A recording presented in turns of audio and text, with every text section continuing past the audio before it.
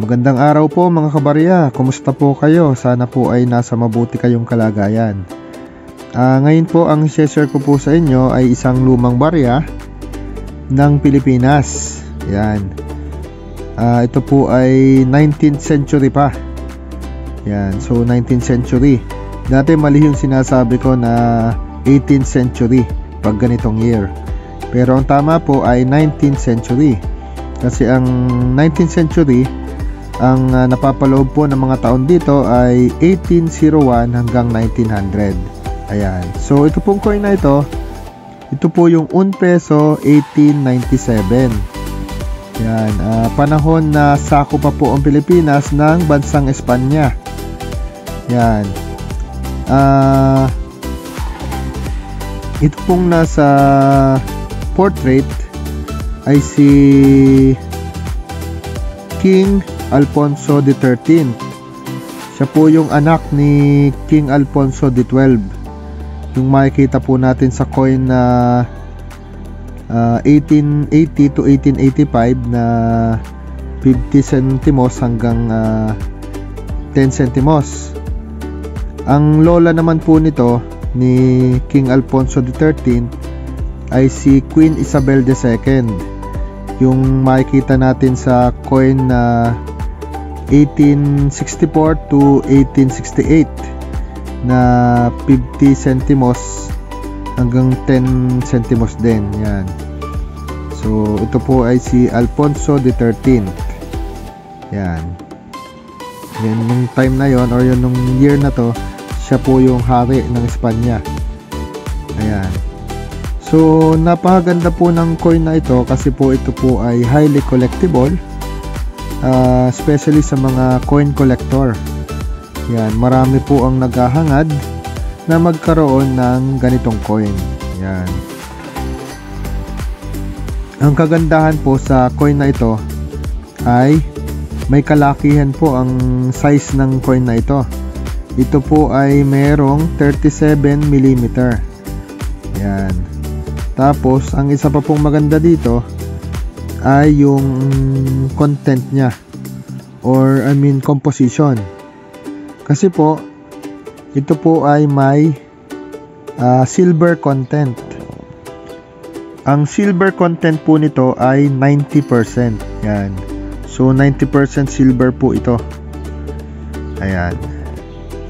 Kaya po mataas din po ang value nito kasi malaki na siya, tapos silver pa, tapos 19th century pa.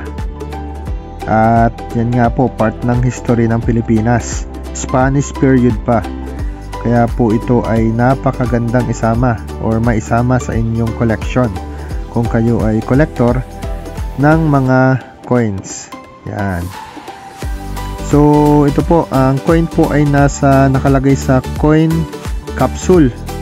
Yan, nilagay ko po sa coin capsule. Kung gusto nyo po, tanggalin po natin. Buksan lang po muna natin itong coin capsule. Hanapin natin yung bukasan niya na dito. Yun yun, ito yun. Yan, kita nyo yan. Yan po ang kaya lang mas madali pag dalawang kamay. Kaso yan, isa lang ang gamit natin ngayon. Yan, yun, open din natin. Okay. So yan po. Yan po ang obverse. Sa obverse po, ayan po makikita natin ang portrait nga po sa gitna ni King Alfonso XIII. Yan po yung kanyang portrait nung bata pa siya. Yan. Then yan po nakasulat naman po sa side, Alfonso Roman numeral 13. Yan, si King Alfonso XIII. Tapos ang sunod ay, ito po ay acronym PLGDD Rey C de España. Yan. Yun po ay acronym ng words na or Spanish words na por la gracia de Dios Rey Constitucional de España. Or kung itatranslate po natin sa English, ang ibig sabihin po niyan ay Alfonso XIII, Constitutional King of Spain by the grace of God. Yan. Then, sa baba naman po ay yung year na 1897, na sa left and right side po niya ay merong star. Yan.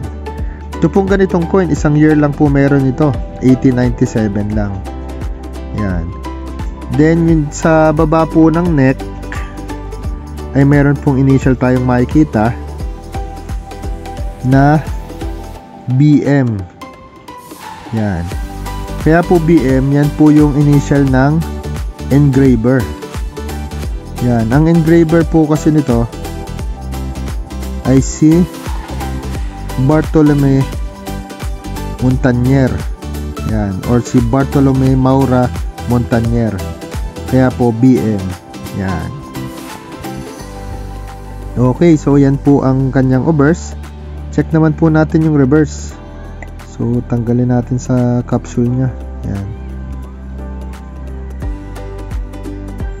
Yan po ang kanyang reverse. Yan.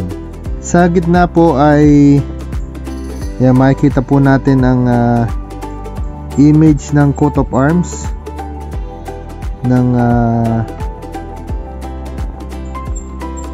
Espanya. Yan po. Tapos may pillar sa dalawang side na may nakasulat na plus ultra. Then may crown sa taas. Yan.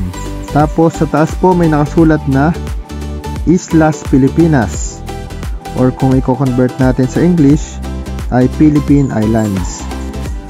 Then sa baba naman po ay nakasulat 1 peso, na pag itatranslate po sa English ay 1 peso. Yan. Dito naman po sa left side ay may initial na SG. Yung SG naman po, initial po yan ng dalawang tao. Initial po yan nung Asayer. Ng S ay for Sandoval, ang G naman ay for Gonzales. Sandoval po, siya po si Arturo Sandoval. Yung Gonzales naman po ay si Antonio Garcia Gonzales. Yan, sila po yung Asayer, or sila yung naka-assign sa yun pong metal composition ng coin na ito. Ayan. Then sa right side meron pa pong isa pang initial na letter B naman. Ayan naman po ay initial ng tinatawag na scale judge or yung weight master. Yan, initial naman po yan ni Remigio Vega. Kaya po B for Vega. Siya po yung sa weight master, yung nakasign sa timbang ng coin na ito. Ayan. Okay, so yan po ang reverse ng coin na ito. Okay, balik po natin sa obverse. So yan po, may kalakihan po yung coin na yan. Nga po pala,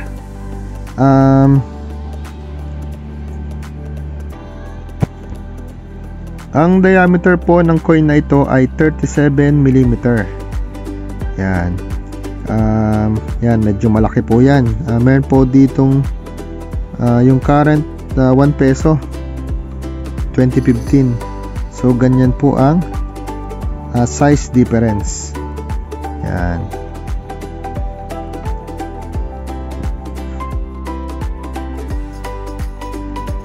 Tapos yung mintage naman po nito, or yung kung ilan po yung ginawang coin na ganito ay 6 million. Yan, so 6 million pieces po ang kagayang coin na ganito, yung ginawang ganitong coin.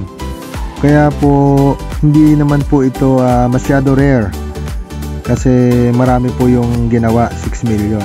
Pero since matagal na yung time na from 1897 hanggang ngayon 2025, yung existing po ay siyempre marami na rin nawala. Kaya medyo mahirap na rin po ngayon makahanap ng ganito, or hindi na ganon kadali. Ayan.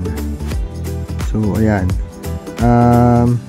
Sa value po nito ngayon sa eBay, ano to mga mga lampas $100 pa po ang presyuhan nito. Pero dito sa Pilipinas, halos ganun din naman. Depende rin po kasi sa condition. Pero yun nga po, around 5,000 pataas kung okay pa naman ang condition. Pero kung talagang hindi na po magandang condition, yan po bababa po yung presyo niya. So ayan. So yan po ulit ang 1 peso 1897 silver coin ng Pilipinas nung panahon ng sako pa po tayo ng Spain. Okay po, so yan po muna para sa video ito. Maraming salamat po ulit sa inyong panonood. Kung hindi pa po kayo nakapag-subscribe, ay mag-subscribe na po kayo. Mag-upload pa po tayo ng ibang coins yan, at ibang collectibles. At palike na din po kung hindi naman po malaking abala sa inyo. Ayan.